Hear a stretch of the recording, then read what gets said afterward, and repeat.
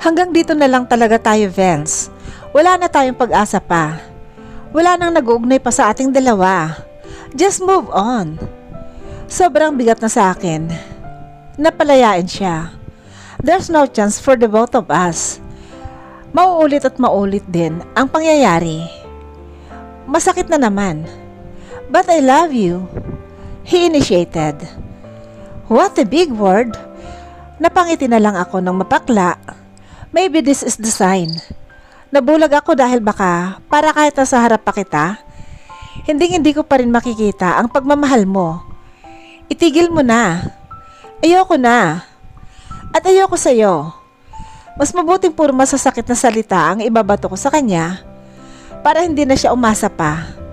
Kontento na ako sa buhay na kasama ang anak ko. Nakakabulog lang ang pagmamahal. Of all the tests that I have encountered, Angelica, this is the hardest one. You're too difficult to solve. You're too complicated to embrace. You're too complex. You're still untamed. His voice cracked, sign that he has having a hard time speaking. Pareho lang din kaming may mabibigat na dinadala. Ganun ba? Ihatid mo na ako. Wala na akong salita pa na maisusukli sa kanya. Hindi na ako makapagsalita. At ayoko na rin namang magsalita. Nakakadagdag lang ito sa sakit ng damdamin. Kung nakakakita lang ako ngayon, marahil ay nakauwi na ako. Alangan namang maglakad ako na hindi ko nga alam kung saan niya ako dinala. Baka nga nasa building kami at kapag tumakbo ako, di baka mahulog pa ako sa hagdan o di kaya ay mauntog sa pader. Hindi na nagsalita si Vince gaya ng ginawa niya kanina. Kinarga lang naman niya ako ulit. Hindi na ako nagpumiglas pa dahil baka mag-iba na naman ang utak nito at hindi na ako pauwiin. While we are on the way, ay tahimik lang kami. Walang gustong magsalita. Buti naman. Maya-maya ay huminto na ang sasakyan. Nandito na tayo, he announced. Bumukas ang sasakyan at hinawakan ni Vince ang kamay ko para alalayan ako. He still never failed to be gentleman. But not in bed. Shit! Nasingit ko pa talaga yon. Nang makababa na kami, kinapa ko ang kamay ni Vince. I held his hand. Even if I can't see him, I still gave him a small smile. I hope you will find a girl that is worthy for your love, Vince. You're a good man. I said sincerely. I admit, I still love him. Pero hindi na pwede. I have already the choice to make. And that is to let go of the thing called love.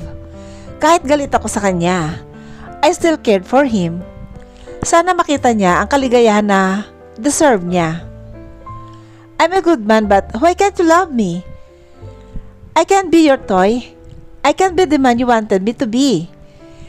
Wala na akong naisagot at niyakap ko na lang siya. Isang mahigpit na yakap ang natanggap ko pabalik. Yakap na may kasamang pangungulila. Umiiyak siya. Pati ako ay hindi na rin mapigil ang pagluha. Please, Prof, let me go. I muttered while hugging him. Mas lalong humigpit ang yakap niya sa akin. I will let... Mommy, you're here. Nanlaki ang mata ko at napabitaw sa yakap ni Vince. Naramdaman kong may yumapo sa aking binti. Oh goodness gracious, no way. It's George, my son, Vince's son. Hindi na mapag-abot ang hininga ko dahil sa sobrang bigat nito. Hindi ko alam kung anong gagawin ko. Nagkita silang mag-ama. Vince and George met. Narinig ko na lang nang umisi si Vince. It can't be. No, it's a no, Angelica. Hindi kita palalayain. I beg for DNA immediately. But I guess no need for that. Dahil kita-kita naman ang ebidensya. Magkamukha kami. May nag-ugnay pa sa atin. Angelica? Oh no! Anong gagawin ko? Umalis ka na, Vince. Lubayan mo kami. Sigaw ko sa kanya. He insisted to claim George is his son. Ayaw kong kunin niya sa akin ang anak ko. After all these years of hiding, kukunin niya ng ganun-ganun na lang? Hindi pwede. Narinig kong suminghal si Vince. Sabihin mo nga sa akin, Angelica. Anak ko siya, hindi ba? Hindi ako makasagot. Nanatiling tikom ang bibig ko at nanginginig. I don't know how to answer him. I don't want to admit. Don't push my button, Angelica. Sumagot ka. Parang natakot ako sa kanyang boses. Parang itong may pagbabanta. Sumagot ka, Angelica. Oo, Vince. Anak mo siya. I didn't know that I was pregnant that time. Hindi ko na napigilan ang sarili ko at nagsibagsakan ang aking mga luha. Dumating na nga ang araw na pinakakatakutan ko. He is the right. I now certainly know. Kung gusto niyang makuha ang anak ko, makukuha niya. Hindi nakasagot si Vince. I ordered the maid to let George inside. It is unnecessary if he'll see us talking this way. Nagsisigawan.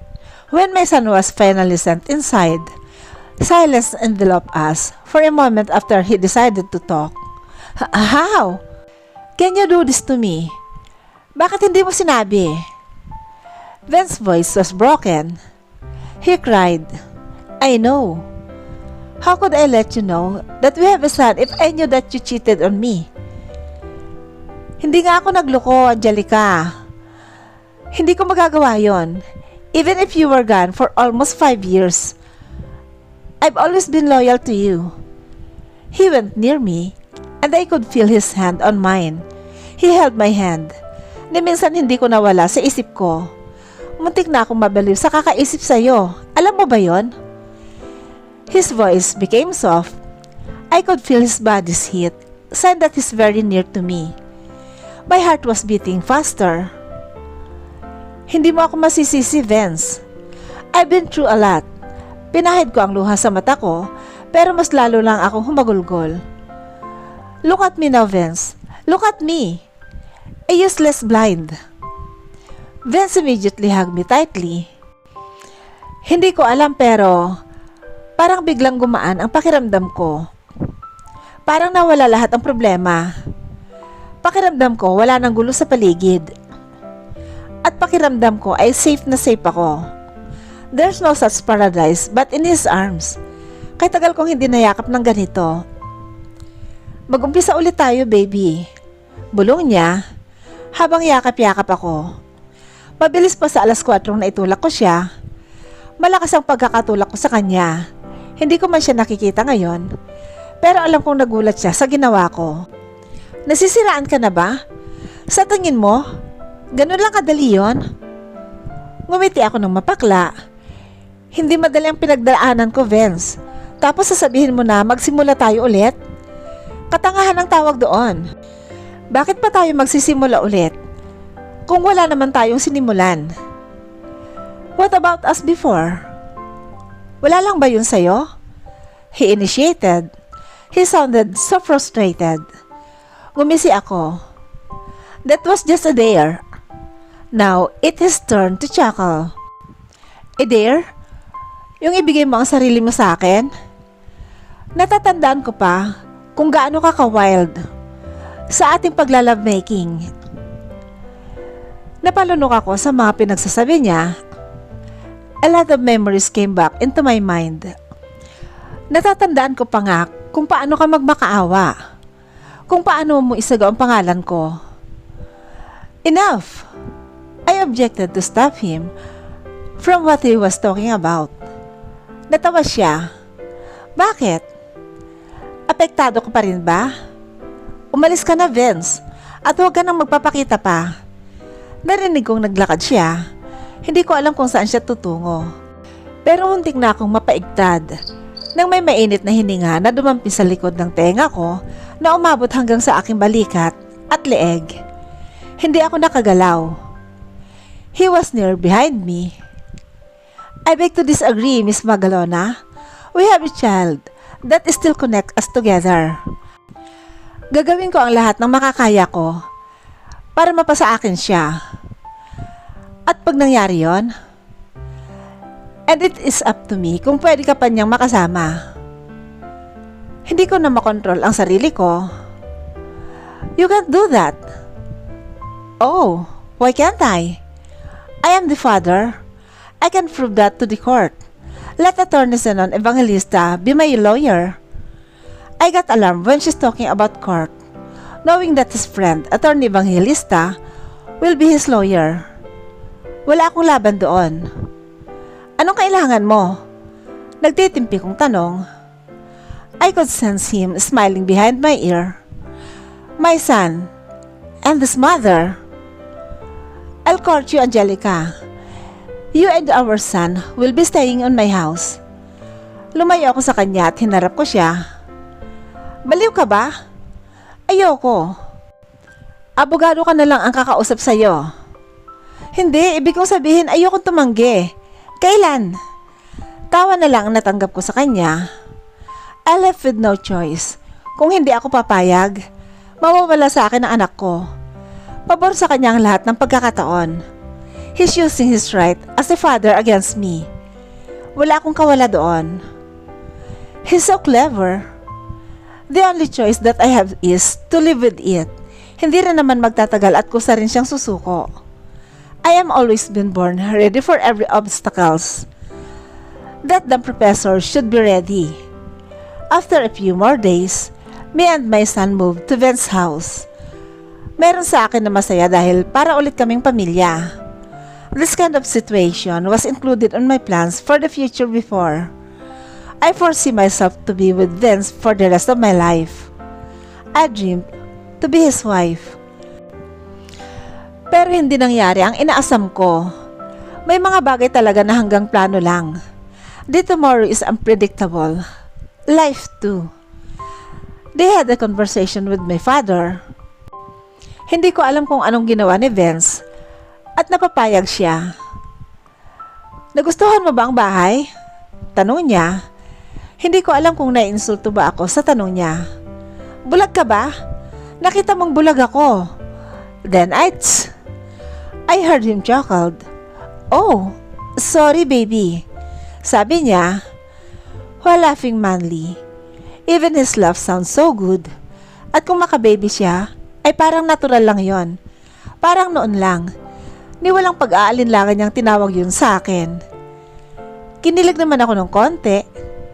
Maya-maya pumasok na kami. Karga niya si George habang hawak niya ako. I don't know what he looks like right now. Nagkahanda o gagas na siguro. Maya-maya inalalayan niya akong mapaupo. Ngayong nasa bahay na kita, Angelica, I'll let you take a charge on it. Ikaw ang magdidesisyon. Hindi ka naman mahihirapan dahil kukuha ako ng mga maids and as well as drivers.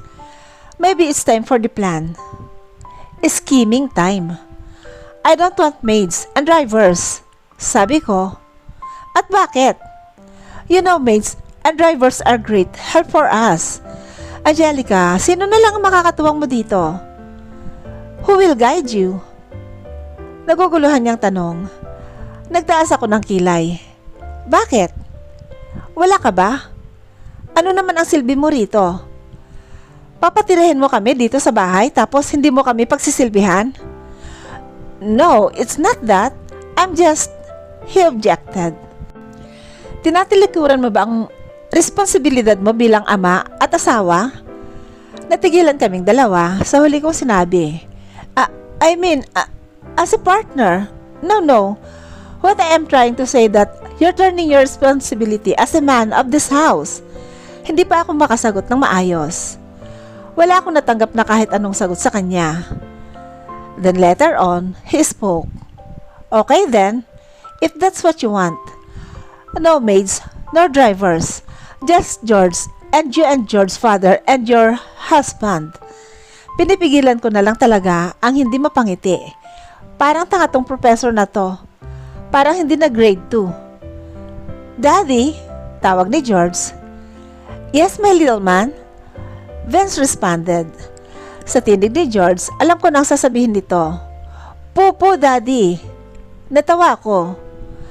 I'm indeed right. What does Popo mean? He asked, confused. Popo po siya, samahan mo. You clean him afterwards. Sabi ko naman, naghari ang katahimikan sa amin. Dito natin mapapatunayan kung totoo ba siya. Ayaw mo? I followed up para kasi hindi nito kayang gawin ang pinapagawa namin ng anak niya. No! Sinong nagsabi? Saway nito. Let's go, buddy. Popo it is. Just sit here, okay? Don't stand and try to walk, baka mapano ka. Hindi mo pa sa ulo itong bahay. Just relax. I'll be back to you pagkatapos ng anak natin. Bilin niya sa akin, pero hindi ko inaasahan na papatakan niya ako ng halik sa noo bago siya umalis. I was left speechless. Nagsimula na namang maghurimentado ang puso ko. Kung patuloy siyang magiging ganyan, hindi ko na alam kung saan ito patutungo. Tila nawala ang tapang at bangis ko kapag nariyan siya. I am a brat. I transformed into a small kitten when he's beating me. But, just like before, I must stick to the plan. Papahirapan ko siya hanggang sumuko na at iuwi na kami sa bahay namin. Let's eat, Angelica. Napatulog ko na si George sa taas. Vince announced. He guided me on the way to the kitchen. Hawak niya ang balikat ko. Huwag mo ako hawakan. Kaya ko maglakad. Sabi ko sa kanya. Panay hawak kasi ito sa balikat ko. May tungkod naman ako. Baka mabangga ka. Rason naman niya. Bumuntong hininga na lang ako dahil hindi naman ito nakikinig. Hanggang sa makaupo, ay inalalayan pa rin niya ako. Ipinaghila niya pa ako ng upuan. Narinig ko ang mga ingay ng plato at iba pang mga kubyertos.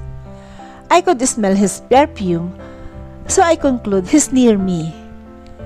Anong ginagawa mo? Nagtataka kong tanong. Nilalagyan ko ng kanin at ulam ang plato mo. Sabi niya, halata sa boses niya na nasisiyahan siya sa ginagawa niya. Kain na. Nagkaroon na naman ng ibang reaksyon ang dibdib ko. I wish to be served by him, but not to please me, but to make him suffer. Gusto ko siyang pahirapan, pero sa mga ginagawa niya, parang nanlalambot ako. Anong niluto mo? Tanong ko. Masarap ang pagkain ng isubo ko ito. Chicken adobo. Why? May masama ba sa luto ko? Hindi mo ba nagustuhan? Naguguluhan niyang tanong. He answered responsively and attentively. Inilagay ko ang mga kubyerto sa plato, tapos ay pinugkrus ko ang mga braso ko sa tapat ng aking dibdib. Ayoko. Hindi malasa. Masarap naman komento niya. Palagay ko'y tinikman niya ulit ang kanyang niluto. Masarap naman talaga, ngunit gusto ko siyang pahirapan.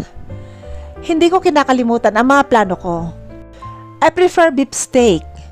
Gusto ko ng beef steak, Vince. But, ayaw mo? Pwes, uwi na lang kami ni George sa bahay. Pananakot ko sa kanya. No. Hindi naman sa ayaw ko pero matagal yun bago maluto. Pwede naman bukas natin ulamin yon. Di sige, bukas na lang ako kakain. Bumuga muna ng malalim na hininga si Vince bago pumayag. Fine, beef steak it is. Nanghihinan nitong sabi. Nakaupo lang ako sa mesa habang naghihintay. Naririnig ko ng mga ingay ng kubyertos at ang mga yapak niya. Nagluluto na nga siya. Para naman siyang hinahabol dahil kahit hindi ko makita ang ginagawa niya, alam kong nagmamadali siya. Minsan pa nga nahuhulog ang mga gamit sa sahig dahil naglilikha ito ng mga ingay. Maya-maya ay narinig ko si George na umiiyak. Tatayo na sana ako para kunin siya sa taas, ngunit pinigilan ako ni Vince. Ako na, delikado sa iyo ang umakyat sa hagdan. Just stay here. Tatapusin ko lang ito sandali. Hinihingal pa siya habang sinasabi yon. Hindi na lang ako sumagot at hinayaan na lang siya. Ouch! Fuck! Naalarma ako nang marinig ko ang daing ni Vince. Anong nangyari? Nag-aalala kong tanong sa kanya. Wala. Napaso lang. Just stay here at kukunin ko na si George sa taas. He was breathing heavily. Later on, I feel that he already left the kitchen and went upstairs to get our son. Base sa mga yapak niya, alam kong nagmamadali siyang tumakbo papunta sa taas. Napasok pa siya sa kakamadali. My conscience is eating me, but I can't be soft at this moment. I suffered from everything. Sinisisi ko lahat sa kanya ang nangyari. Hindi nga niya ako niloko, pero naging miserable naman ang buhay ko. I lost my dreams because of him. I lost my sight that always reminds me how useless and dumb I am. Kinabukasan habang nasa backyard kami, bigla na lang sumakit ang puson ko. Naglalaro sina George at Vince ng habulan. Samantalang ako ay nakaupo lang habang nakikinig sa kanila. Tumayo ako para sana pumunta sa banyo. Sa tingin ko ay malapit ko namang masaulo itong bahay. At sa tingin ko, ay dumating na ang buwan ng dalaw ko. It's the bloody part of the month for women. Hey, Angelica! Saan ka pupunta? Dinig kong hinihingal na tanong ni Vince. You okay, mommy? It's my son, George. He asked me using his cute little voice. I'm okay, baby. Mommy is just tired. Sagot ko naman. Sandali lang. May tatawagan lang ako. Dinig kong sabi ni Vince at medyo lumayo sa akin. Bumalik na lang ako sa pagkakaupo dahil naramdaman kong parang nahihilo ako. Ganito talaga ako kapag oras ng dalaw ko. I have the sickness when I have my period. Nahihilo, nananakit ang katawan, even my breast. Para akong lalagnatin. Cramps is fucking unbearable. Ilang minuto pang itinagal ko sa pagkakaupo. Hindi pa bumabalik si Vince. Narinig ko na lang na may bumusina sa labas. May naririnig akong mga yapak na papalapit sa akin. May mga tinig ng lalaki akong naririnig. Ang boses ng lalaking yon ay pamilyar sa akin. Hi Angelica, it's me, Cleus. Have you remember? Of course. Natatandaan ko na siya. No wonder his voice sounded familiar. Yeah, what are you doing here? Walang emosyong tanong ko. Baby? He came to get George. Napatayo ako. Anong ibig niyang sabihin, get? At saan niyo dadalhin ang anak ko? Tinawag ko si Vince. Vince! Anong ibig sabihin nito? Lumapit si Vince sa akin at hinawakan ng balikat ko. Baby, chill. Gusto lang naman niyang hiramin muna si George. Mamamasyal lang sila. I got your leave somehow. I just want to have a bonding with this cute body, Angelica. Promise. I'll take care of him. Nakumbinsi naman ako. Mabait naman tong si Cleos. I've known him. Magbabar lang kami ng anak mo tapos maghanap ng chicks. Dagdag nito sabay tawa. Nainis naman ako. Hoy Cleos, huwag mong dadalhin ang anak ko sa bar. Joke lang. Sa mall kami pupunta. Ako nang bahala sa anak mo. Don't worry. Sa huli pumayag na rin ako. I gave a kiss to my son. Nang magpaalam na sila, umalis na ang dalawa at kami na lang ni Vince ang natira dito sa backyard.